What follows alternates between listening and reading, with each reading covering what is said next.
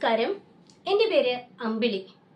9ാം ക്ലാസ്സിലെ എൻ്റെ എല്ലാ മിടുക്കന്മാരെയും മിടുക്കികളെയും ലേൺ വിത്ത് അമ്പിളി എന്ന എൻ്റെ മലയാളം ക്ലാസ്സിലേക്ക് ഞാൻ സഹർഷം സ്വാഗതം ചെയ്യുന്നു. ഇന്ന് നമ്മൾ പഠിക്കാൻ പോകുന്നത് 9ാം ക്ലാസ് മലയാളം കേരള പാഠാവലി. അതിലെ 1ാമത്തെ യൂണിറ്റ് ഉള്ളിലുയർക്കും മഴവില്ല്. അതിലുൾപ്പെടുന്ന പാത്തുമ്മായുടെ ആട് ഒരു സത്യമായ കഥ എന്ന പാഠഭാഗമാണ്. ഈ പാഠം ബേപ്പൂർ സുൽത്താൻ എന്നുകൂടി അറിയപ്പെടുന്ന വൈക്കം മുഹമ്മദ് ബഷീർ അദ്ദേഹം എഴുതിയ പാത്തുമ്മായുടെ ആട് എന്ന ലഘു നോവലിനെ കുറിച്ചുള്ളതാണ്. മനോഹരമായ ആ ഒരു എഴുത്തിന്റെ സൗന്ദര്യം നമ്മൾ മലയാളികളായ വായനക്കാർക്ക് പകർന്നു നൽകിയ ഒരു എഴുത്തുകാരനാണ് വൈക്കം മുഹമ്മദ് ബഷീർ. അദ്ദേഹത്തെക്കുറിച്ച് പ്രൊഫസർ MK സാനു ഒരു ജീവചരിത്ര ഗ്രന്ഥം എഴുതുകയുണ്ടായിട്ടുണ്ട്. അതിന്റെ പേരാണ് ബഷീർ ഏകാന്ത വീഥിയിലെ അവധൂതൻ എന്ന്. ആ കൃതിയിൽ നിന്നും, ജീവചരിത്ര കൃതിയിൽ നിന്നും എടുത്തിട്ടുള്ള ഒരു പാഠഭാഗമാണ് നമുക്ക് പഠിക്കാൻ നൽകിയിട്ടുള്ള പാത്തുമ്മായുടെ ആട് ഒരു സത്യമായ കഥ എന്നുള്ളത്. അതെ, ഈ കഥ സത്യമായിട്ടുള്ളത് തന്നെയാണ്. വൈക്കം മുഹമ്മദ് ബഷീർ എന്ന കഥാകാരന്റെ കൃതികൾ മലയാള സാഹിത്യ മേഖലയിൽ ജ്വലിച്ചു നിൽക്കുന്നു. അവ വായിക്കുക എന്നത് വളരെ ആസ്വാദ്യകരമാണ്. ഏതൊരാൾക്കും അദ്ദേഹത്തിന്റെ കൃതികൾ വായിക്കാനും ആസ്വദിക്കാനും സാധിക്കുന്നതാണ്. അദ്ദേഹത്തിന്റെ കൃതികളിലെ ഭാഷ ഏറ്റവും ലളിതമായിരിക്കും. അതിലെല്ലാം ഉപരി സംസാര ഭാഷയായിരിക്കും. അതികഠിനമായ പദപ്രയോഗങ്ങളൊന്നും അദ്ദേഹത്തിന്റെ രചനാ രീതിയിൽ നമുക്ക് കാണാൻ സാധിക്കുകയില്ല. മറ്റൊരു പ്രത്യേകത, അദ്ദേഹത്തിന്റെ കഥകളെല്ലാം തന്നെ സ്വന്തം ജീവിതത്തിൽ നിന്നുമുള്ള ഏടുകളായിരിക്കും. ആത്മാവിഷ്കാരപരമായ കഥകളായിരിക്കും. അദ്ദേഹത്തിന്റെ മതിലുകൾ എന്ന ലഘു നോവൽ മമ്മൂട്ടി നായകനായി അത് അടൂർ ഗോപാലകൃഷ്ണൻ സംവിധാനം ചെയ്തിട്ടുണ്ട്. രാഷ്ട്രീയ തടവുകാരനായി ജയിലിൽ അടയ്ക്കപ്പെടുന്നതും ജയിലിലെ ജീവിതവും ജയിലിൽ വെച്ചുണ്ടായ ഒരു പ്രണയവും ഒക്കെയാണ് ആ കഥയിൽ അദ്ദേഹം ആവിഷ്കരിക്കുന്നത്. അത് അദ്ദേഹത്തിന്റെ ജീവിതത്തിന്റെ കഥ തന്നെയാണെന്ന് അദ്ദേഹം തുറന്നു പറയുന്നുണ്ട്. അതുപോലെ ഏതൊരു കഥ എടുത്താലും സ്വന്തം ജീവിതം തന്നെയാണ് അദ്ദേഹം ആ കഥകളിലെല്ലാം ആവിഷ്കരിച്ചിരിക്കുക. ഇവിടെ ഏറെ പ്രത്യേകത നമ്മുടെ പാത്തുമ്മായുടെ ആടിനാണ്. കാരണം അദ്ദേഹത്തിന്റെ ജീവിതത്തിലെ ആ ആത്മാംശം ഏറ്റവും കൂടുതൽ നിറഞ്ഞു നിൽക്കുന്ന കൃതിയാണ് പാത്തുമ്മായുടെ ആട്. അതിന് കാരണമുണ്ട്. ഈ നോവലിലെ കഥാപാത്രങ്ങൾ എല്ലാം അദ്ദേഹത്തിന് വേണ്ടപ്പെട്ടവരാണ്. അദ്ദേഹം വൈക്കത്തിനടുത്ത് തലയോലപ്പറമ്പിലാണല്ലോ ജനിച്ചത്. അദ്ദേഹത്തിന്റെ വീട്, അവിടെയുള്ള വീട്, ആ വീട്, അതിന്റെ പരിസരം, അദ്ദേഹത്തിന്റെ എല്ലാ ബന്ധുക്കളും, പിന്നെ നാട്ടുകാര്, സുഹൃത്തുക്കള്, ഇവരെല്ലാം ഈ നോവലിൽ കഥാപാത്രങ്ങളായി വരുന്നുണ്ട്.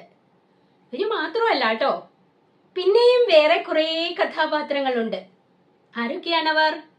ആ വീട്ടിലുള്ള പൂച്ചകൾ, കോഴികൾ, പിന്നെ നമ്മുടെ നായിക, നോവലിലെ നായിക കഥാപാത്രമായ പാത്തുമ്മയുടെ ആട്, പിന്നെ കോഴിക്കുഞ്ഞുങ്ങളെ പിടിക്കാൻ വരുന്ന കാക്കകൾ, പരുന്തുകൾ, ഏറിയൻ എന്ന പക്ഷി, അണ്ണാൻ തുടങ്ങിയ എല്ലാ ജീവജാലങ്ങളും ഈ കഥയിലേക്ക് കടന്നു വരുന്നുണ്ട്. അദ്ദേഹത്തിന് ഏതൊരു കഥ എടുത്തു നോക്കിയാലും അതിലെല്ലാം തന്നെ മനുഷ്യർ മാത്രമല്ല കഥാപാത്രങ്ങളായിട്ട് വരുന്നത്, മറ്റു ജീവജാലങ്ങളും വരുന്നുണ്ട്. അദ്ദേഹം പറയുന്നുണ്ട്, ഈശ്വരനാൽ സൃഷ്ടിക്കപ്പെട്ട നമ്മൾ മനുഷ്യർ മാത്രമല്ല, മറ്റെല്ലാ ജീവജാലങ്ങൾക്കും ഭൂമിയിൽ തുല്യ അവകാശമാണുള്ളത്. നമ്മുടെ കഥയിൽ അദ്ദേഹം ഈ ജീവജാലങ്ങൾക്കെല്ലാം തന്നെ പ്രാധാന്യം കൊടുക്കുന്നുണ്ട്. അദ്ദേഹത്തിന്റെ ഭൂമിയുടെ അവകാശികൾ എന്നൊരു കഥയുണ്ട്. ആ കഥയിൽ അദ്ദേഹം അങ്ങനെ വീടിന്റെ ഉമ്മറത്തിരിക്കുമ്പോൾ മുറ്റത്ത് ഇതാ നല്ല പണമുയർത്തി ഒരു മൂർഖൻ പാമ്പ് നിൽക്കുന്നു. ഭാര്യ അദ്ദേഹത്തോട് ഒരു വടിയെടുത്ത് അതിനെ അടിച്ചു കൊല്ലാനാണ് ആവശ്യപ്പെടുന്നത്. പക്ഷെ അദ്ദേഹം പറയുന്നു, ഇല്ല, ആ സർപ്പത്തിനെ കൊല്ലാൻ പാടില്ല. കാരണം നമ്മളെ പോലെ തന്നെ അതും ഭൂമിയുടെ അവകാശിയാണ്, ഇവിടെ ജീവിക്കാൻ അർഹതയുള്ളവനാണ്. കുറച്ചു കഴിഞ്ഞപ്പോൾ പാമ്പ് പണമൊക്കെ താഴ്ത്തി മടങ്ങി ഇഴഞ്ഞു പോവുകയും ചെയ്യുന്നു. പിന്നെ അദ്ദേഹത്തിന്റെ കയ്യിൽ ഒരു കൊതുക് കടിച്ച് രക്തം കുടിക്കുകയാണ്. നമ്മളാണെങ്കിൽ എന്ത് ചെയ്യും? നമ്മുടെ കയ്യിലോ ശരീരത്തിലോ ഒരു കൊതുക് ഇരുന്ന് കുത്തുകയാണെങ്കിൽ, രക്തം കുടിക്കുകയാണെങ്കിൽ ഉടനെ തന്നെ നമ്മൾ അതിനെ അടിച്ചു കൊല്ലും, അല്ലെ? പക്ഷേ നമ്മുടെ കഥാകാരൻ അങ്ങനെ ചെയ്യുന്നില്ല. അദ്ദേഹം പറയുന്നു, പാവം, ആ കൊതുക് വിശപ്പ് കൊണ്ടാണ് ഇങ്ങനെ നമ്മളുടെ രക്തം കുടിക്കുന്നത്. അതിന്റെ വിശപ്പ് മാറുമ്പോൾ അത് തനിയെ പോയിക്കൊള്ളും എന്ന്. അങ്ങനെ ആ കൊതുകിന്റെ ശരീരത്തിൽ ഒരു തുള്ളിയെങ്കിലും രക്തം കയറി അതിന്റെ വിശപ്പ് മാറിക്കഴിഞ്ഞ് അത് തന്നെ പിടിപിടിവെച്ച് പോകുന്നതുവരെ നമ്മുടെ കഥാകാരൻ അങ്ങനെ അനങ്ങാതെ ഇരിക്കുന്നു. അപ്പോൾ ജീവജാലങ്ങൾ അദ്ദേഹത്തിന്റെ ഏതൊരു കഥയിലും നമുക്ക് ദർശിക്കാവുന്നതാണ്. നമ്മുടെ കഥാകാരന് വൈക്കം മുഹമ്മദ് ബഷീറിന് ഒരു പ്രത്യേക സ്വഭാവമുണ്ട്. അദ്ദേഹം കൂടുതൽ കാലവും എവിടെയെങ്കിലുമൊക്കെ അലഞ്ഞു സഞ്ചരിക്കും.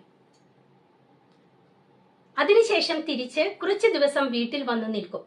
അങ്ങനെ ഒരു വലിയ ഒരു ചുറ്റലൊക്കെ കഴിഞ്ഞ് വളരെ ക്ഷീണിതനായി അദ്ദേഹം തൻ്റെ വീട്ടിൽ കുറച്ച് സ്വസ്ഥത അല്ലെങ്കിൽ പ്രശാന്തി തേടി എത്തുകയാണ്. വളരെ നാളത്തെ അലച്ചിൽ നിറഞ്ഞ ജീവിതം കാരണം ശരീരമാകെ ക്ഷീണിച്ച് പലതരം രോഗങ്ങളൊക്കെ പിടിപെട്ടിട്ടുണ്ട്. അപ്പോൾ അതെല്ലാം ഒന്ന് വിശ്രമിച്ചു മാറണം, പിന്നെ കുറച്ച് എഴുതണം, കുറച്ച് വായിക്കണം, ഇങ്ങനെയൊക്കെയുള്ള ചിന്തകളുമായിട്ട് അദ്ദേഹം വീട്ടിലെത്തുന്നു. എന്നാൽ വീട്ടിലെത്തുമ്പോൾ അദ്ദേഹത്തിന് ലഭിക്കുന്നത് എന്താണ്? അദ്ദേഹം ആഗ്രഹിച്ച ആ പ്രശാന്തിയാണോ, ശാന്തതയാണോ? ഒരിക്കലുമല്ല. അദ്ദേഹം ഒരു ബഹളത്തിന്റെ നടുവിലേക്ക് എത്തിപ്പെടുന്നു. എന്താണ് ആ ബഹളം? ഇവിടെ അദ്ദേഹത്തിന്റെ വീടിനെ കുറിച്ച് പറയുന്നുണ്ട്. ഓലമേഞ്ഞ 2 ചെറിയ മുറികളും ഒരു അടുക്കളയുമുള്ള വീട്. ആ വീട്ടിൽ ആരൊക്കെയാണ് താമസിക്കുന്നത്? കഥാകാരന്റെ ഉമ്മ, 2 സഹോദരന്മാരും അവരുടെ ഭാര്യമാരും കുട്ടികളും, ഒരു സഹോദരിയും അവരുടെ ഭർത്താവും കുട്ടികളും, പിന്നെ ഇളയ അനുജൻ. ഇത്രയും പേരാണ് ആ കൊച്ചു വീട്ടിൽ ഉള്ളത്. കുട്ടികളുടെ കരച്ചിൽ, കുട്ടികളെല്ലാം ചെറിയ കുട്ടികളാണ്, കുഞ്ഞു കുട്ടികളാണ്. അവരുടെ നിരന്തരമായ കരച്ചിൽ. പെണ്ണുങ്ങളാണെങ്കിൽ ചിലപ്പോൾ തമ്മിൽ വഴക്കു കൂടും, അല്ലെങ്കിൽ അവരിങ്ങനെ പരസ്പരം സംസാരിച്ചു കൊണ്ടിരിക്കും. ഇങ്ങനെയെല്ലാമുള്ള ശബ്ദ കോലാഹലങ്ങൾ. അതിനെല്ലാം പുറമെയാണ് ഈ വീട്ടിലുള്ള മറ്റു ജീവജാലങ്ങളുടെ ബഹളങ്ങളും. ചുരുക്കത്തിൽ ഒരു ചന്ത കൂടിയ ബഹളത്തിലേക്കാണ് നമ്മുടെ കഥാകാരൻ എത്തുന്നത്. സാധാരണ അദ്ദേഹത്തിന് താമസിക്കാൻ ഈ വീടിന്റെ പുറത്ത് റോഡിന് എതിർവശത്ത് ഒരു ചെറിയ മുറിയോട് കൂടിയ വീടുണ്ട്. അദ്ദേഹം വന്നാൽ അവിടെയാണ് താമസം. അവിടെ ഇരുന്ന് എഴുതും, വായിക്കും, കിടന്നുറങ്ങും. സമയാസമയങ്ങളിൽ ഭക്ഷണം ഉമ്മയോ സഹോദരിമാരാരെങ്കിലും അവിടെ എത്തിച്ചു കൊടുക്കും. പക്ഷെ ഇത്തവണ ഇളയ സഹോദരൻ ആ വീട് ഒരു ഇൻസ്പെക്ടർക്ക് വാടകയ്ക്ക് കൊടുത്തിരിക്കുന്നു. അതിനാൽ അവിടെ താമസിക്കാനുള്ള സൗകര്യം നമ്മുടെ കഥാകാരന് ലഭ്യമായില്ല. ചുരുക്കത്തിൽ അദ്ദേഹം ഈ ബഹളം നിറഞ്ഞ വീട്ടിൽ താമസക്കാരനായി മാറിയിരിക്കുന്നു. ഇതാണ് നമ്മൾ പഠിക്കാൻ പോകുന്നത്. തന്റെ കഥയ്ക്ക് അദ്ദേഹം ആദ്യം നൽകിയ പേര് പെണ്ണുങ്ങളുടെ ബുദ്ധി എന്നായിരുന്നു. പിന്നീട് ആണ് പാത്തുമ്മയുടെ ആടായിട്ട് മാറുന്നത്. ഈ ബഹളങ്ങളുടെ ഉള്ളിലെത്തിയപ്പോൾ അദ്ദേഹം ചിന്തിക്കുകയാണ്, എന്നാൽ ഇത് തന്നെ ഒരു കഥയായി എഴുതിയാൽ എന്ത് എന്ന്. അങ്ങനെ അദ്ദേഹം ആ വീട്ടിൽ നടക്കുന്ന സംഭവങ്ങൾ ഒട്ടും തന്നെ അതിശയോക്തിയില്ലാതെ അതേ രീതിയിൽ തന്നെ ആവിഷ്കരിക്കുകയാണ് പാത്തുമ്മയുടെ ആടിൽ. മുറ്റത്ത് നിൽക്കുന്ന ചാമ്പമരവും ഇലുമ്പംപുളി മരവും വരെ കഥാപാത്രങ്ങളായിട്ട് ഇതിൽ പ്രത്യക്ഷപ്പെടുന്നുണ്ട്. അപ്പോൾ നമുക്ക് നമ്മുടെ പാഠത്തിലേക്ക് കടക്കാം. എല്ലാവരും ശ്രദ്ധയോടെ കേൾക്കൂ. അപ്പോൾ എല്ലാവരും ക്ലാസ്സിലേക്ക് വായോ വായോ, കാണൂ കാണൂ, കേൾക്കൂ കേൾക്കൂ, പഠിക്കൂ പഠിക്കൂ. പിന്നെ എന്റെ ക്ലാസ് കണ്ട് ഇഷ്ടപ്പെട്ടാൽ സബ്സ്ക്രൈബ് ചെയ്യണം, ലൈക്ക് ചെയ്യണം. പിന്നെ എന്ത് ചെയ്യണം? ക്ലാസ്സിനെ കുറിച്ച് നല്ല കമന്റുകൾ, നല്ല ക്ലാസ്സിനെ കുറിച്ചുള്ള ഏതൊരു അഭിപ്രായവും നിങ്ങൾക്ക് കമന്റുകളായിട്ട് രേഖപ്പെടുത്തുകയും ചെയ്യാവുന്നതാണ്. പാഠത്തിന് മുമ്പായിട്ട് ഇതാ കുറച്ച് കാര്യം നമുക്ക് നൽകിയിരിക്കുന്നു, അതൊന്ന് വായിക്കാം.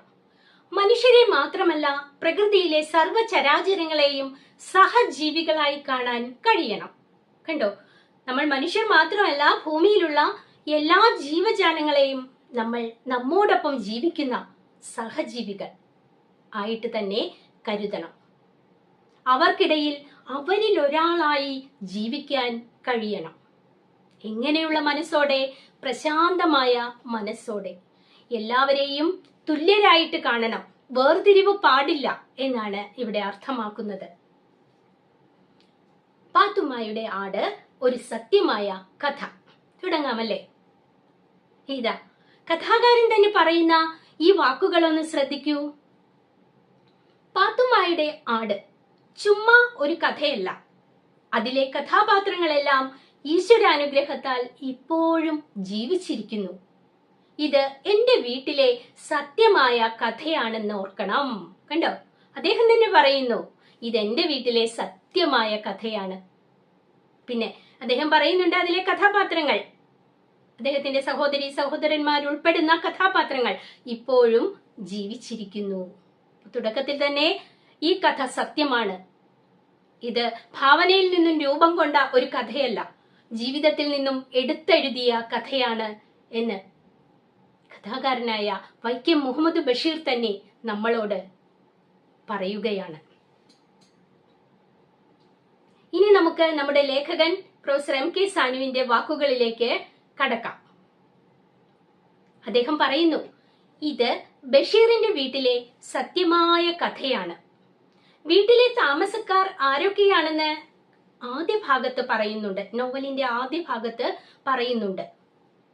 വെറുതെ പറയുന്നു എന്നു മാത്രം, അങ്ങനെ പേരുകൾ ഇങ്ങനെ വെറുതെ പറയുന്നു എന്നു മാത്രം, വിവരണമൊന്നുമില്ല. ഉമ്മ, സഹോദരന്മാർ, സഹോദരിമാർ, ഭാര്യമാർ, മക്കൾ, ഇങ്ങനെ ഒരു ഖണ്ഡിക അവരുടെ ലിസ്റ്റ് കൊണ്ട് തന്നെ നിറഞ്ഞിരിക്കുന്നു. ഒരു ഖണ്ഡിക എന്ന് പറഞ്ഞാൽ അനേകം വാക്യങ്ങൾ ചേർന്ന ഒരു ഭാഗം. ഇവിടെ മനുഷ്യർ മാത്രമല്ല കേട്ടോ, ഒരുപാട് മൃഗങ്ങളുടെ പേരുകളും ആ ഖണ്ഡികയിൽ കടന്നു വരുന്നുണ്ട്. കോഴി, പൂച്ച, ആട്, അണ്ണാൻ, കാക്ക, പരുന്ത, അങ്ങനെ കുറെ ജീവികൾ. ഒരു വലിയ പാരഗ്രാഫ്, ഒരു വലിയ ഖണ്ഡിക നിറച്ച്. അത് വായിക്കാൻ ബഷീറിനെ നേരിട്ട് അറിയാവുന്നവർക്ക് താല്പര്യം തോന്നിയേക്കാം. അല്ലെങ്കിൽ കഥാകൃത്തായ ബഷീറിന്റെ വീടും സാഹചര്യവും എന്താണെന്നറിയാൻ കൗതുകമുള്ളവർക്കും താല്പര്യം തോന്നാം. ഏതാ ആ ലിസ്റ്റ്?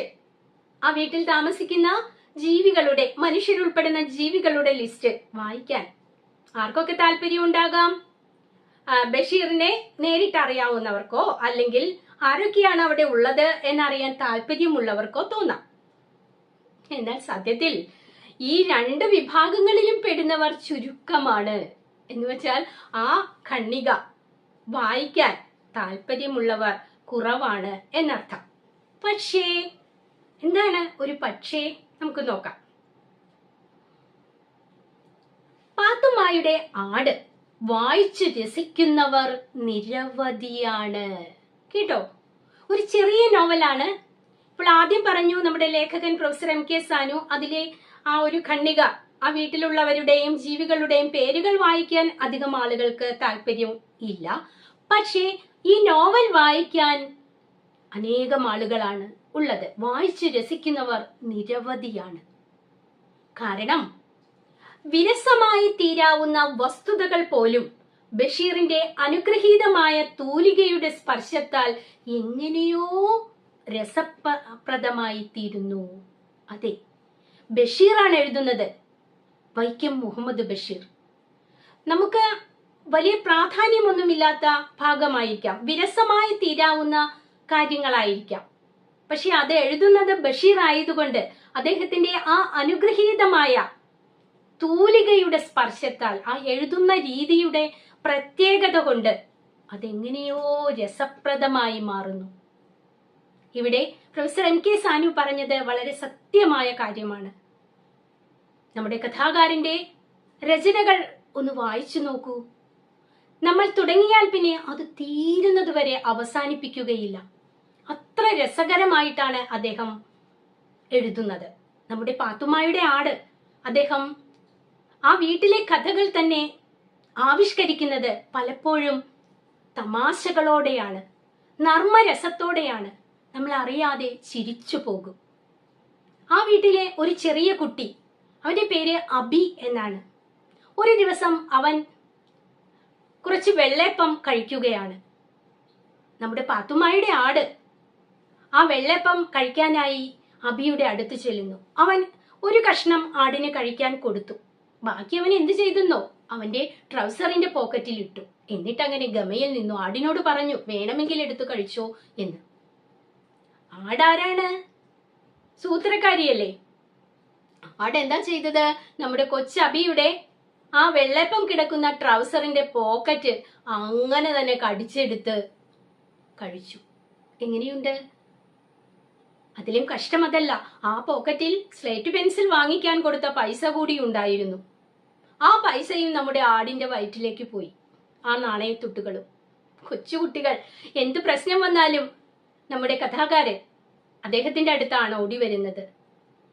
അദ്ദേഹത്തിന്റെ അടുത്ത് വന്ന വിവരങ്ങൾ പറയുന്നു. അപ്പോൾ കഥാകാരൻ പറയുന്നു, പേടിക്കണ്ട, നാണയങ്ങൾ നമുക്ക് ലഭിക്കും.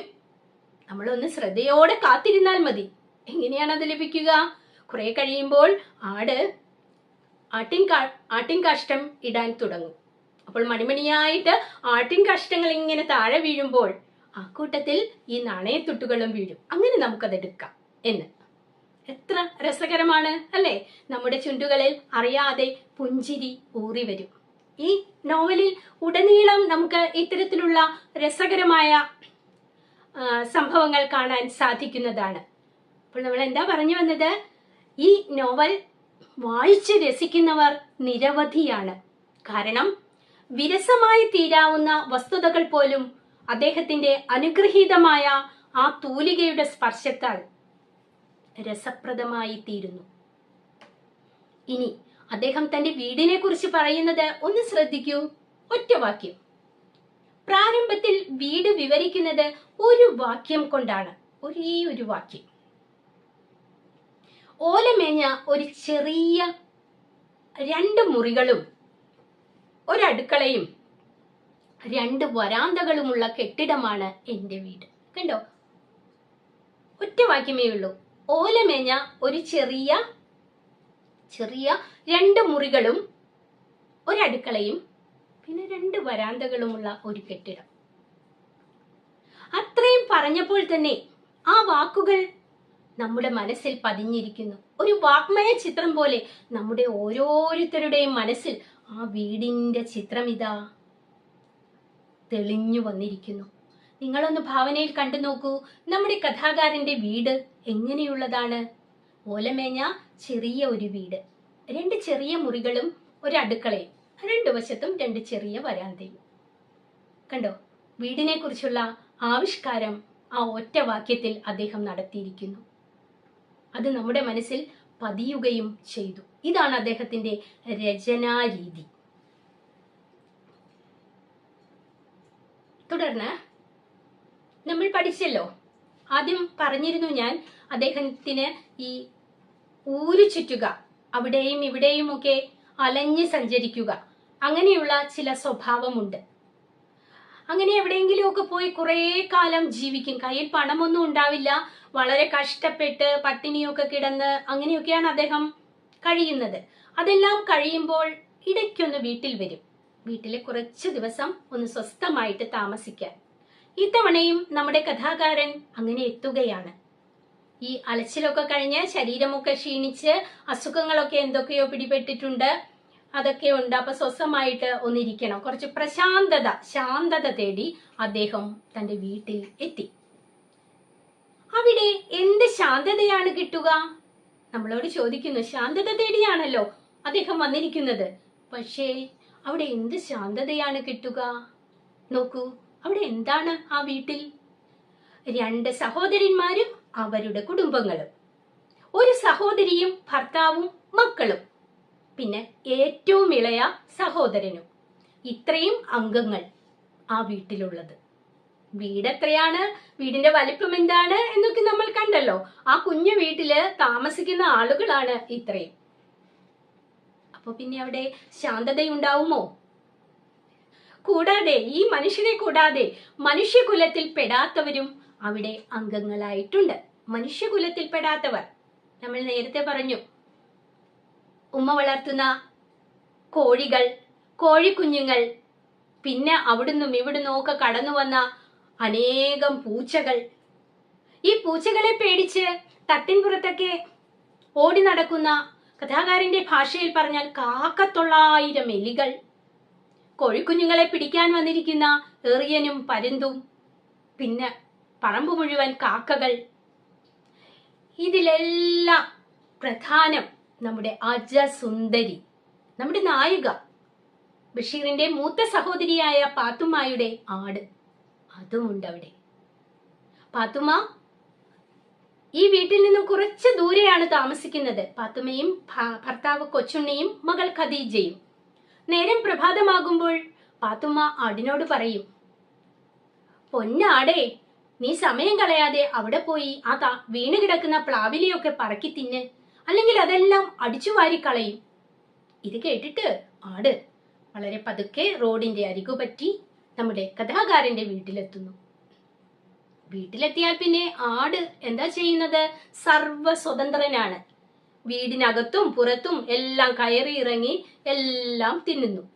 പക്ഷെ ആരും ആടിനെ നിയന്ത്രിക്കുന്നില്ല. എല്ലാവർക്കും ഭയമാണ്. കാരണം ഈ ആട് ആരുടേതാണ്? അവിടുത്തെ മൂത്ത മകളായ പാത്തുമ്മയുടേതാണ്. അതുകൊണ്ട് ആടിനോട് എതിരാർക്കും പറയാൻ പറ്റുകയില്ല. അപ്പോൾ ഇങ്ങനെയെല്ലാം ഉള്ള ആ ഒരു വീട്ടിൽ നമ്മുടെ കഥാകാരന് ശാന്തത ലഭിക്കുമോ? ഇല്ല.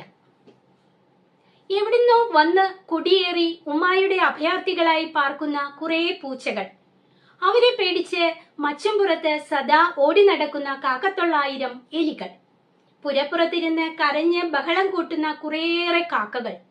ഇതിനെല്ലാറ്റിനും പുറമെ എന്റെ ഉമ്മായുടെ സ്വന്തം വകയും വീട് ഭരിക്കുന്നവരുമായ 100 കോഴികൾ, അവരുടെ എണ്ണമില്ലാത്ത കുഞ്ഞുങ്ങൾ, ഇവരെ റാഞ്ചിക്കൊണ്ടുപോയി തിന്ന് ജീവിക്കുന്ന എറിയനും പരുന്തും വൃക്ഷങ്ങളെ. എറിയൻ ഒരു പക്ഷിയാണ്, അത് കോഴിക്കുഞ്ഞുങ്ങളെ റാഞ്ചാൻ വന്നിരിക്കുകയാണ്. ചുരുക്കത്തിൽ അവിടെ ചന്ത കൂടിയ ബഹളമാണ് എപ്പോഴും. ചന്ത കൂടിയ ബഹളം, ചന്ത, മാർക്കറ്റ് എന്ന് നമ്മൾ പറയും. ഈ ചന്തയില് കച്ചവടക്കാർ സാധനങ്ങൾ വിൽക്കാനായിട്ട് കൊണ്ടുവരും. അത് വാങ്ങിക്കാനായിട്ട് അനേകം ആളുകൾ എത്തും. കച്ചവടക്കാർ അവിടെ കിടന്ന് ബഹളം വെക്കും, ഇതാ എന്റെ വാങ്ങൂ, ഇതിന് വിലക്കുറവാണ്, ഇവിടെ വാ എന്നൊക്കെ പറഞ്ഞ്. നിങ്ങൾ ചന്തയിൽ പോയിട്ടുണ്ടോ? മാർക്കറ്റിൽ ചെന്നാൽ അറിയാം അവിടുത്തെ ബഹളം. ഏതാണ്ട് നമ്മുടെ കഥാകാരന്റെ വീട്ടിൽ ആ ചന്തയിലെ ബഹളമാണ്. എന്തൊക്കെയാണ് അവിടെയുള്ള ബഹളം എന്ന് നോക്കാം. കുഞ്ഞുങ്ങളുടെ കരച്ചിൽ. കുഞ്ഞുങ്ങൾ 1, 2 അല്ല, 5-6 പേരുണ്ട്. ചെറിയ കുഞ്ഞുങ്ങൾ തൊട്ട് ഒരു 4-5 വയസ്സ് വരെയുള്ള കുഞ്ഞുങ്ങൾ. ഒരാൾ കരച്ചിൽ തുടങ്ങുമ്പോഴേക്കും മറ്റേയാൾ കരയും. അപ്പോൾ അടുത്ത ആള് ഏറ്റുകരയാൻ തുടങ്ങും. അങ്ങനെ കുഞ്ഞുങ്ങളുടെ കരച്ചിൽ, പെണ്ണുങ്ങളുടെ വഴക്ക്, അവരുടെ വർത്തമാനം, ഇങ്ങനെ ഇതെല്ലാം അന്തരീക്ഷത്തിൽ അങ്ങനെ നിറഞ്ഞു നിന്നിരുന്നു. ബഹളങ്ങളുടെയും മേളങ്ങളുടെയും മധ്യത്തിലാണ് ബഷീർ വന്നിരിക്കുന്നത്. എന്ത് തേടി? പ്രശാന്തത തേടി. കിട്ടുമോ? ഒരിക്കലുമില്ല. അദ്ദേഹം ഒരല്പം ശാന്തത തേടി വീട്ടിലെത്തിയതാണ്, അലഞ്ഞു തിരിഞ്ഞ് നടന്നതിന് ശേഷം. പക്ഷെ കിട്ടിയത് ബഹളങ്ങളുടെയും മേളങ്ങളുടെയും നടുവിൽ. ഇനിയും പലതുമുണ്ട് അനുഭവങ്ങൾ. സഹോദരിമാർ രഹസ്യമായി ബഷീറിനെ സമീപിക്കുന്നു. അതാണ് രസം. അദ്ദേഹം കുറെ കാലം കഴിഞ്ഞെത്തിയിരിക്കുകയാണല്ലോ. വീട്ടിലെല്ലാവരുടെയും വിചാരം കഥാകാരന്റെ കയ്യിൽ ധാരാളം പണമുണ്ട് എന്നാണ്. മൂത്ത സഹോദരിയായ പാത്തുമ്മ ആരും കാണാതെ ഒളിച്ചു ചെന്ന് വല്ലിക്കാക്കായോട് ചോദിക്കും, എന്റെ മോള് ഖദീജയ്ക്ക് 2 സ്വർണ്ണക്കമ്മൽ പണിയിച്ചു തരണം. അദ്ദേഹം സമ്മതിക്കും. ശരി. പാത്തുമ്മ പോയി കഴിയുമ്പോൾ അനുജത്തി ആനുമ്മ ഒളിച്ചെത്തും.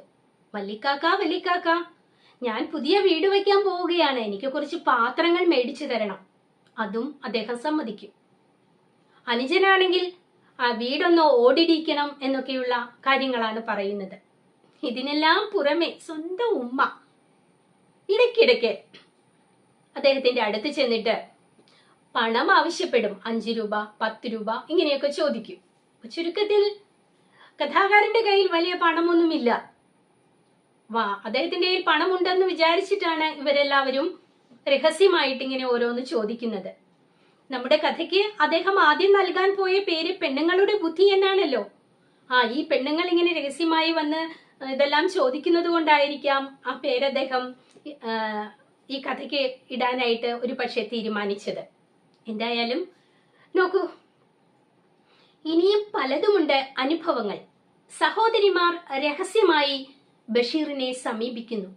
വല്ലിക്കാക്ക ഒരാൾക്ക് കമ്മൽ പണിയിച്ചു കൊടുക്കണം, മറ്റൊരാൾക്ക് വല്ലിക്കാക്ക പാത്രങ്ങൾ വാങ്ങിച്ചു കൊടുത്താൽ മതി. ഉമ്മായ്ക്കും ഇടയ്ക്കിടെ പറയാനുള്ളത് എന്തു വേണമെന്നാണ്? രൂപ വേണമെന്നാണ്. അപ്പൊ എല്ലാവർക്കും ആവശ്യങ്ങളാണ്. ഉമ്മ ചെന്നിട്ട് പറയും, നീ എനിക്ക് കുറച്ച് രൂപ താ. അബൂബക്കർ, അത് അനുജനാണ്, അബു, ഒരു ചെറിയ കാര്യമേ പറയുന്നുള്ളൂ. വല്ലിക്കാക്ക, നമുക്ക് ഈ മുറ്റം കെട്ടിക്കണം, പെരയുടെ കൂട് മാറ്റി ഓടിടിക്കണം. ചെറിയ കാര്യം തന്നെ അല്ലേ?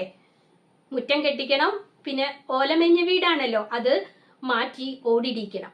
ഈ അബൂബക്കറിനെ കുറിച്ച് കഥാകാരൻ പറയുന്നുണ്ട് ഈ നോവലിൽ. ഇദ്ദേഹം ഒരു സ്കൂൾ മാഷാണ്. കുറച്ചൊക്കെ വ്യാകരണത്തിൽ സംസാരിക്കാൻ ഇഷ്ടമുള്ള ആളുമാണ്. ഒരിക്കൽ അടുക്കളയിൽ ഉമ്മയുടെ അടുത്ത് ചെന്നിട്ട് ഈ അബൂബക്കർ ചോദിച്ചു, മാതാവേ, അല്പം ജലം തന്നാലും. അമ്മ നല്ല നീളമുള്ള തവി കൊണ്ട് ചോറ് വിളമ്പുകയായിരുന്നു. അമ്മ എന്താ കൊടുത്തത്? വെള്ളം കൊടുത്തോ? ഇല്ല. പകരം ആ തവിയുടെ അറ്റം കൊണ്ട് പാലയ്ക്കൊരടി കൊടുത്തു. ഇത് കണ്ടു നിന്ന ബാപ്പ, അന്ന് ബാപ്പ ജീവിച്ചിരിപ്പുണ്ടായിരുന്നു, ബാപ്പ പറഞ്ഞു, നീ പറഞ്ഞത് ശരിയാണ്, നല്ല രീതിയിലാണ് പറഞ്ഞത്, എന്നെ കുറിച്ച് നീ എന്താണ് പറയുക? അബു ഉടനെ പറയുന്നു, പിതാവേ എന്ന്. അത് കേട്ടിട്ട് ഉമ്മ വീണ്ടും ഒരടി കൂടി കൊടുക്കുന്നു. പിന്നീട് മാതാവേ എന്നും പിതാവേ എന്നും അവൻ വിളിച്ചിട്ടില്ല എന്നും ബാപ്പ ഉമ്മ എന്ന് തന്നെയാണ് വിളിച്ചിട്ടുള്ളതെന്നും കഥാകാരൻ തമാശയോടെ പറയുന്നുണ്ട്. അപ്പോൾ അങ്ങനെയുള്ള ആ അനുജൻ അബൂബക്കറിനും ആവശ്യം പറയുകയാണ്, വീടൊന്ന് ഓടിടിക്കണം, മുറ്റം കെട്ടിക്കണം. അങ്ങനെ ആവശ്യങ്ങൾ അനേകമുണ്ട്. ഉമ്മ, സഹോദരന്മാർ, സഹോദരികൾ, അവരുടെ മക്കൾ, ഇവരെല്ലാവരും ഇടയ്ക്കിടെ ബഷീറിനെ സമീപിക്കുകയും ഓരോ തരം ആവശ്യങ്ങൾ ഉന്നയിക്കുകയും ചെയ്യുന്നു. ചെറിയ കുഞ്ഞുങ്ങളാണെങ്കിലും ഇദ്ദേഹത്തിന്റെ അടുത്ത് ചെല്ലുന്നുണ്ട്. കരഞ്ഞുകൊണ്ട് ചെല്ലുമ്പോൾ തന്റെ കയ്യിലുള്ള മിഠായി കൊടുത്ത് അവരുടെ കരച്ചിൽ മാറ്റുന്നുണ്ട് അദ്ദേഹം. പക്ഷേ അവ സാധിക്കാൻ പ്രയാസമില്ല. സാധിക്കണമെങ്കിൽ എന്തു വേണം? പണം വേണം, ധാരാളം പണം വേണം. അതെവിടെ നിന്ന് കിട്ടും? അദ്ദേഹത്തിന്റെ കയ്യിലില്ല. വലിയ ധനികനായി ബഷീർ വന്നിരിക്കുന്നു എന്നാണ് അവരുടെയെല്ലാം വിചാരം. അദ്ദേഹത്തിന്റെ കയ്യിൽ ധാരാളം പണമുണ്ട് എന്ന് വിചാരിച്ചിട്ടാണ് ഈ സഹോദരിമാരും സഹോദരനും ഒക്കെ ഓരോ ആവശ്യങ്ങൾ ഉന്നയിക്കുന്നത്.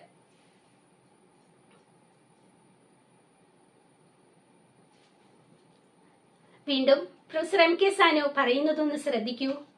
ഇത്തരം രംഗങ്ങൾക്കും ചിത്രങ്ങൾക്കും ഇടയിലാണ് ബഷീർ എന്ന എഴുത്തുകാരന്റെ രൂപം ഉയർന്നു തെളിഞ്ഞ് പരിലസിക്കുന്നത്. കണ്ടോ?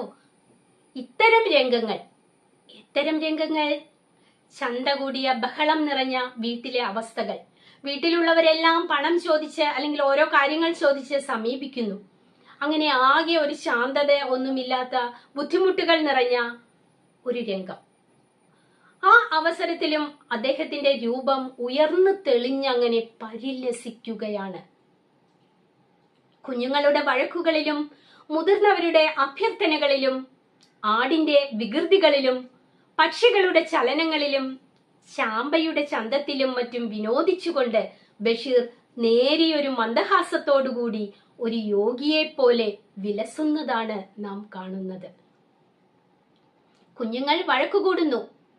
വഴക്കുകൂടുമ്പോൾ ആ വഴക്ക് ഇല്ലാതാക്കാൻ അദ്ദേഹം അവർക്ക് മിഠായിയും പലഹാരങ്ങളും പഴങ്ങളും ഒക്കെ കൊടുത്ത് മാറ്റുന്നു. അതുപോലെ മുതിർന്നവരുടെ അഭ്യർത്ഥന, ആടിന്റെ വികൃതി. ആട് ഒരു മഹാവികൃതി കാണിക്കുന്ന ജീവി തന്നെയാണ് ഈ നോവലിൽ. നമ്മുടെ കഥാകാരന്റെ മുറിയിൽ കടന്ന് അദ്ദേഹത്തിന്റെ പുസ്തകങ്ങൾ വരെ ആട് തിന്നുന്നുണ്ട്. പുസ്തകങ്ങൾ തിന്നു കഴിഞ്ഞിട്ട് വീണ്ടും അദ്ദേഹത്തിന്റെ പുതപ്പ് തിന്നാൻ തുടങ്ങുമ്പോൾ അദ്ദേഹം പറയുന്നു, അല്ലയോ അജസുന്ദരി, നീ പുതപ്പ് തിന്നല്ലേ? എനിക്ക് ആകെ ഒരു പുതപ്പേ ഉള്ളൂ, അത് തിന്നരുത്. പുസ്തകം വേണമെങ്കിൽ നീ തിന്നോളൂ, അതെനിക്ക് ഇനിയും മേടിക്കാൻ സാധിക്കും എന്ന്. അതുപോലെ മുറ്റത്ത് കോഴികൾ കൊത്തിപ്പറക്കി തിന്നുമ്പോൾ ആ കോഴികളുടെ സമീപത്തേക്ക് ഒരു പൂച്ച എത്തുന്നു. പൂച്ച എത്തുമ്പോൾ കോഴികൾ പൂച്ചയോട് കാണിക്കുന്ന ദേഷ്യം, എന്നാൽ എന്നോട് എന്തിനാ ദേഷ്യം കാണിക്കുന്നത്, നിന്നെയൊക്കെ ഞാൻ കാണിച്ചു തരാമെന്ന മട്ടിൽ തല ഉയർത്തി നിൽക്കുന്ന പൂച്ച. ഇങ്ങനെ ഓരോ ഭാഗങ്ങളും അദ്ദേഹം കണ്ട് ആസ്വദിച്ച് എഴുതുകയാണ്.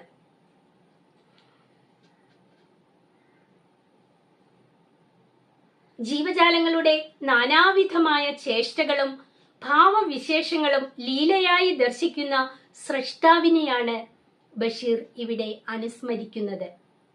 ആ കഥയിലെല്ലാം മനുഷ്യർ മാത്രമല്ല, അവരുടെ കാര്യങ്ങൾ മാത്രമല്ല, ജീവജാലങ്ങൾ, കോഴികളുടെയും ആടുകളുടെയും പൂച്ചകളുടെയും ഒക്കെ ആ ചേഷ്ടകൾ, അതുപോലെ ഭാവവിശേഷങ്ങൾ, ഇതൊക്കെ കണ്ടിട്ട് ഒരു കളിയായി ലീലയായി കണ്ടിട്ട് ലീലയായി ദർശിക്കുന്ന ഒരു സ്രഷ്ടാവിനെ, ഒരു ഈശ്വരനെയാണ് ബഷീർ ഇവിടെ അനുസ്മരിക്കുന്നത്. അപ്പോൾ ജീവികൾ ഓരോന്ന് ചെയ്യുമ്പോൾ അവരെ അടിച്ചോടിക്കുകയോ അല്ലെങ്കിൽ അവരോട് ദേഷ്യപ്പെടുകയോ അല്ല ചെയ്യുന്നത്, അതെല്ലാം കണ്ട് ആസ്വദിച്ച് നിൽക്കുകയാണ് ചെയ്യുന്നത്. എന്നിട്ടത് അദ്ദേഹം തന്റെ കഥയിൽ ആവിഷ്കരിക്കുകയാണ് ചെയ്യുന്നത്. ചാമ്പയ്ക്ക് പറിച്ചെടുക്കാൻ വരുന്ന പെൺകുട്ടികളെ ചിത്രീകരിക്കുന്നിടത്ത് ബഷീർ തന്നെ പരിഹസിക്കുകയും ചെയ്യുന്നു. അദ്ദേഹത്തിന്റെ വീടിന്റെ മുറ്റത്ത് ഒരു ചാമ്പമരമുണ്ട്. അത് നിറച്ച് നല്ല പഴുത്ത ചാമ്പയ്ക്കകളും ഉണ്ട്. പഠിക്കാൻ പോകുന്ന പെൺകുട്ടികൾ എല്ലാ ദിവസവും ആ വീടിന്റെ മുറ്റത്ത് വന്ന് ഇങ്ങനെ നോക്കും. ആ സമയത്ത് നമ്മുടെ കഥാകാരൻ ഒരു ചാരുകസേരയിൽ അങ്ങനെ കിടക്കുകയായിരിക്കും.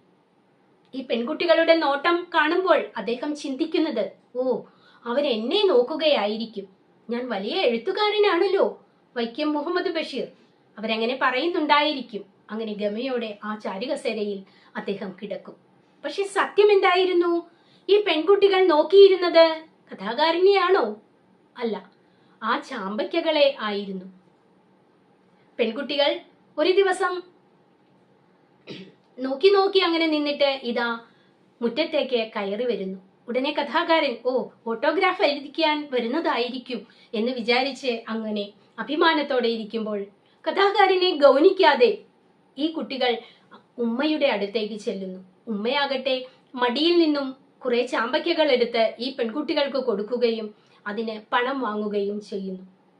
തന്നെ ഗൗനിക്കാതെ പോയ ഈ പെൺകുട്ടികളെ അഹങ്കാരികൾ, കൊതിച്ചികൾ എന്നൊക്കെ പറഞ്ഞ് അദ്ദേഹം അവഹേളിക്കുന്നുണ്ട്. പിന്നീട് ഒരു പെൺകുട്ടി,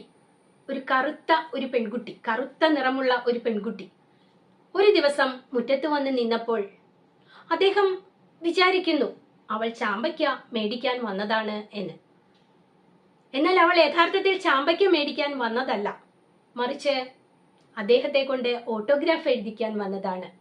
ഈ പെൺകുട്ടി അദ്ദേഹത്തിന് സമീപം ചെന്നിട്ട്, അങ്ങാണല്ലേ വൈക്കം മുഹമ്മദ് ബഷീർ, അങ്ങ് എഴുതുമല്ലോ, ഞാൻ അങ്ങയെക്കുറിച്ച് അറിഞ്ഞിട്ട് വന്നതാണ്, എനിക്ക് അങ്ങ് ഒരു ഓട്ടോഗ്രാഫ് എഴുതി തരണം. നമ്മുടെ കഥാകാരനുണ്ടായ സന്തോഷം, അഭിമാനം വളരെ വലുതാണ്. അദ്ദേഹം ചോദിച്ചു, നിന്റെ പേരെന്താണ്? സുഹാസിനി. അദ്ദേഹം അകത്തുപോയി പേന എടുത്തുകൊണ്ടുവന്ന് അവൾക്ക് ഓട്ടോഗ്രാഫ് എഴുതി കൊടുത്തു. സുഹാസിനിക്ക് നന്മകൾ നേരുന്നു. എന്നിട്ട് അദ്ദേഹം ചോദിച്ചു, നിനക്ക് ചാമ്പയ്ക്ക വേണോ? അവൾ വേണമെന്ന് തലയാട്ടിയപ്പോൾ സന്തോഷത്തോടെ പോയിട്ട് വലിയ 50 ചാമ്പയ്ക്കകൾ പറിച്ചു കൊണ്ടുവന്ന് പണമൊന്നും മേടിക്കാതെ അവൾക്ക് കൊടുക്കുന്നു. ആ ചാമ്പ മരത്തിന്റെയും ചാമ്പയ്ക്കകളുടെയും കഥ ഈ നോവലിൽ അദ്ദേഹം വളരെ മനോഹരമായിട്ട് ആവിഷ്കരിക്കുന്നുണ്ട്. അങ്ങനെ ചാമ്പയ്ക്ക് പറിച്ചെടുക്കാൻ വരുന്ന പെൺകുട്ടികളെ ചിത്രീകരിക്കുന്നിടത്ത് ബഷീർ തന്നെ പരിഹസിക്കുകയും ചെയ്യുന്നു. ഞാൻ പറഞ്ഞ കാര്യം ഓർമ്മയുണ്ടല്ലോ, ചാമ്പയ്ക്കയ്ക്ക് വേണ്ടിയിട്ടല്ല ആ പെൺകുട്ടികൾ വന്നത്, കഥാകാരനെ കണ്ടിട്ടല്ല വന്നത്, ചാമ്പയ്ക്കയ്ക്ക് വേണ്ടിയിട്ടാണ്. അങ്ങനെ അദ്ദേഹം പരിഹാസത്തിന് പാത്രമാകുന്നു. അദ്ദേഹത്തിന്റെ ധാരണ തെറ്റായി പോയല്ലോ. പക്ഷെ അദ്ദേഹം അതിന് പകരം വീട്ടുന്നുണ്ട് കേട്ടോ. അതിനടുത്ത ദിവസം ഈ പെൺകുട്ടികൾ ഉമ്മായിയുടെ അടുത്ത് നിന്നും ചാമ്പയ്ക്ക വാങ്ങാൻ വരുമ്പോൾ അദ്ദേഹം പറയുന്നു, ഈ ചാമ്പമരം ഞാനാണ് നട്ടത്, ഇതിന്റെ അവകാശി ഞാനാണ്, അതുകൊണ്ട് ചാമ്പയ്ക്ക ഞാൻ തരികയില്ല എന്ന്. ഒടുവിൽ പെൺകുട്ടികൾ പണം കൊടുക്കുമ്പോൾ അദ്ദേഹം വളരെ കുറച്ച് ചാമ്പയ്ക്ക, അത് ഏറ്റവും ചെറുത് നോക്കി പറിച്ചു കൊടുക്കുന്നു. അങ്ങനെ അദ്ദേഹം പകരം വീട്ടുന്നുണ്ട് അവരോട്. പിന്നെ ഈ കഥയില് എം ഗോവിന്ദൻ, സ്വന്തം ഭാര്യ ഡോക്ടർ പത്മാവതി, മകൾ ബാല, കെ എ കൊടുങ്ങല്ലൂർ തുടങ്ങിയവർ പോലും ഈ ലോകത്തിൽ കത്തിലൂടെ സ്ഥാനം പിടിക്കുന്നുണ്ട്. കഥയുടെ ഇടയില് കത്ത് വരുന്നു. അത് ആരുടെ കത്താണ്? എം ഗോവിന്ദന്റെ കത്താണ്. അങ്ങനെയുള്ള കാര്യങ്ങൾ പറയുന്നതാണ് ഇവിടെ ഉദ്ദേശിക്കുന്നത്. മുഖ്യ കഥാപാത്രമായ ആട് സർവത്തെയും അതിലംഘിച്ചുകൊണ്ട് ഈ ചിത്രത്തിൽ ഒരു പ്രതീകമായി വളർന്നു വരുന്നതായി നമുക്ക് അനുഭവപ്പെടുന്നു. ആട് പ്രധാന കഥാപാത്രം, നമ്മുടെ നായിക, അത് സർവകാര്യങ്ങളും അതിലംഘിച്ചുകൊണ്ട് ഈ ചിത്രത്തിൽ അങ്ങനെ ഒരു പ്രതീകമായിട്ട് വളർന്ന് വരികയാണ്.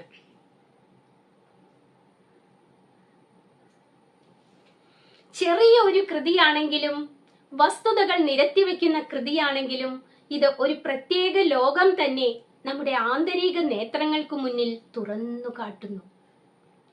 ഇതൊരു ചെറിയ പുസ്തകമാണ്. ആ വീട്ടിൽ നടക്കുന്ന വസ്തുതകൾ നിരത്തിവെക്കുന്ന ഒരു കൃതിയാണ്. എങ്കിലും ഇത് ഒരു പ്രത്യേക ലോകമാണ് നമ്മുടെ ആന്തരിക അകക്കണ്ണുകൾക്ക്, ആന്തരിക നേത്രം അകക്കണ്ണുകൾക്ക് മുമ്പിൽ തുറന്നു കാണിക്കുന്നത്.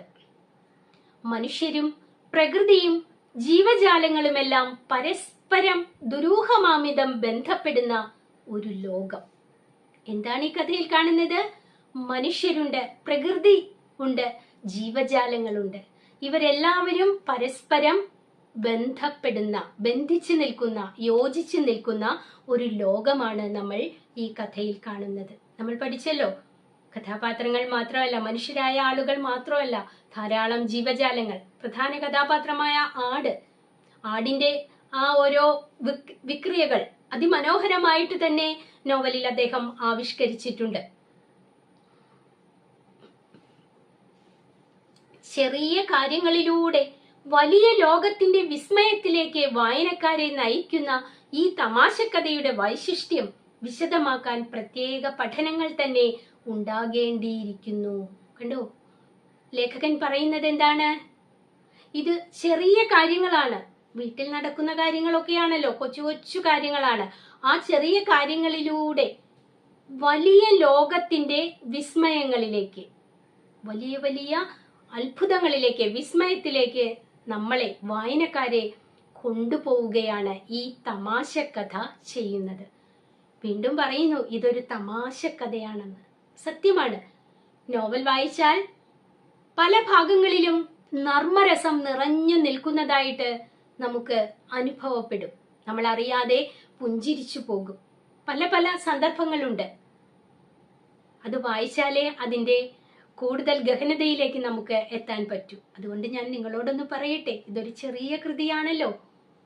നിങ്ങളുടെ ഒഴിവു സമയം ഈ പുസ്തകം ഒന്ന് കണ്ടെത്തി വായിക്കാൻ ശ്രമിക്കുക. ആദ്യാവസാനം വായിക്കണം. തീർച്ചയായിട്ടും നിങ്ങൾ വായിക്കാൻ തുടങ്ങിയാൽ അവസാനം വരെ വായിക്കും. കാരണം അത്രമാത്രം രസകരമായിട്ട്, ലളിതമായിട്ട്, ഭാവാത്മകമായിട്ട് ആവിഷ്കരിച്ചിരിക്കുന്ന ഒരു ചെറിയ കഥയാണിത്. സ്വന്തം വീട്ടിൽ നടക്കുന്ന, വീട്ടിലെ അംഗങ്ങളും വീട്ടിൽ വന്നു ചേരുന്ന ജീവജാലങ്ങളും എല്ലാം കഥാപാത്രങ്ങളായി അവതരിപ്പിക്കുന്ന അതിമനോഹരമായ ഒരു കഥ. അപ്പോൾ അങ്ങനെ ആ ചെറിയ കാര്യങ്ങളിലൂടെ ഒരു വലിയ ലോകത്തിന്റെ വിസ്മയത്തിലേക്ക് വായനക്കാരെ നയിക്കുന്ന ഈ തമാശ കഥയുടെ വിശിഷ്ടത അത് വിശദമാക്കാൻ ഒരു പഠനം കൂടിയേ തീരൂ, അല്ലെങ്കിൽ പ്രത്യേക പഠനങ്ങൾ തന്നെ ഉണ്ടാകണമെന്ന് ലേഖകൻ പ്രൊഫസർ MK സാനു അഭിപ്രായപ്പെടുന്നു. ബഷീറിന്റെ സർഗാത്മകതയിൽ നിന്ന് മലയാളത്തിന് ലഭിച്ച ഒരു രത്നമായി ഈ കൃതിയെ ഭാവി തലമുറ വാഴ്ത്തുമെന്നാണ് എന്റെ വിശ്വാസം. അദ്ദേഹം വീണ്ടും പറയുന്നു, ബഷീറിന്റെ സർഗാത്മകത, എഴുതുവാനുള്ള ആ ഒരു കഴിവ്, സൃഷ്ടിപരത, ആ സർഗാത്മകതയിൽ നിന്നും മലയാളത്തിന് ലഭിച്ച ഒരു രത്നമാണ്. രത്നം വില കൂടിയതാണല്ലോ, വിശിഷ്ടമാണല്ലോ. ആ രത്നമായി തന്നെ ഭാവി തലമുറ, ഇനി വരുന്ന തലമുറ ഈ പാത്തുമ്മയുടെ ആട് എന്ന കൃതിയെ വാഴ്ത്തും എന്നാണ് എൻ്റെ വിശ്വാസം, ലേഖകന്റെ വിശ്വാസം. ജീവിത സാഹചര്യങ്ങൾ മാറിക്കൊണ്ടിരിക്കുമെന്ന് നമുക്കറിയാം. ഇപ്പോൾ തന്നെ അത് മാറിയിരിക്കുന്നു. കാലം പോകുന്നതനുസരിച്ച് മനുഷ്യന്റെ ജീവിതത്തിന് തന്നെ മാറ്റം വരും. വിവരസാങ്കേതിക വിദ്യയൊക്കെ വളർന്നു വികസിച്ചിരിക്കുന്ന നമ്മുടെ ഈ കാലഘട്ടത്തിൽ വായന വളരെ കുറഞ്ഞു പോയിരിക്കുന്നു എന്ന് തന്നെ നമുക്ക് പറയാം. കാരണം എല്ലാവരും മൊബൈൽ ഫോണും ഇന്റർനെറ്റും അങ്ങനെയുള്ള കാര്യങ്ങളാണ് ഉപയോഗിക്കുന്നത്. പക്ഷെ വായന നമ്മൾ ഒരിക്കലും നിർത്തരുത്. വായന നമുക്ക് പുതിയ പുതിയ അറിവുകൾ നൽകുന്നു. ഒരു മനുഷ്യനെ സംസ്കാരമുള്ളവനാക്കി മാറ്റുന്നത് വായന തന്നെയാണ്. അതുകൊണ്ട് എല്ലാം മാറിയാലും ഇപ്പോൾ തന്നെ മാറിയിരിക്കുന്നു കാര്യങ്ങൾ എന്ന് അദ്ദേഹം പറയുന്നു. മനുഷ്യബന്ധങ്ങളുടെ സ്വഭാവവും മാറും. കാലം മാറുന്നതിനനുസരിച്ച് മനുഷ്യബന്ധങ്ങളുടെ സ്വഭാവത്തിനും മാറ്റം വരും. പ്രകൃതിയുമായി മനുഷ്യനുള്ള ബന്ധവും ഇല്ലാതായി എന്നു വരും. അതെല്ലാം സംഭവിച്ചു കഴിഞ്ഞാലും ഈ ചെറിയ കൃതിയുടെ ഗഹനത സുശിക്ഷിതമായ വായനക്കാരെ എന്നും വശീകരിച്ചു കൊണ്ടിരിക്കും എന്ന കാര്യം തീർച്ചയാണ്. അദ്ദേഹം എന്താണ് പറയുന്നത്? ജീവിത സാഹചര്യങ്ങളെല്ലാം മാറും. കാലം ഇങ്ങനെ മുമ്പോട്ട് പോകുമ്പോൾ മനുഷ്യബന്ധങ്ങളുടെ സ്വഭാവം മാറും. പ്രകൃതിയും മനുഷ്യനും തമ്മിലുള്ള ബന്ധം മാറും. പക്ഷേ എന്തെല്ലാം മാറിയാലും ഒരു കാര്യത്തിന് മാറ്റം വരികയില്ല. അതേതിനാണ്? നമ്മുടെ പാത്തുമ്മയുടെ ആട് എന്ന കൃതിയുടെ ഗഹനതയ്ക്ക്. അതെപ്പോഴും നല്ല വായനക്കാരെ സൃഷ്ടിച്ചുകൊണ്ടേയിരിക്കും എന്ന കാര്യം തീർച്ചയാണ്. അതെ, അത് സത്യം തന്നെയാണ്. പാത്തുമ്മയുടെ ആട് വായിക്കാൻ ഇനിയുമുള്ള കാലം എത്രയോ ആളുകൾ ഉണ്ടാകും.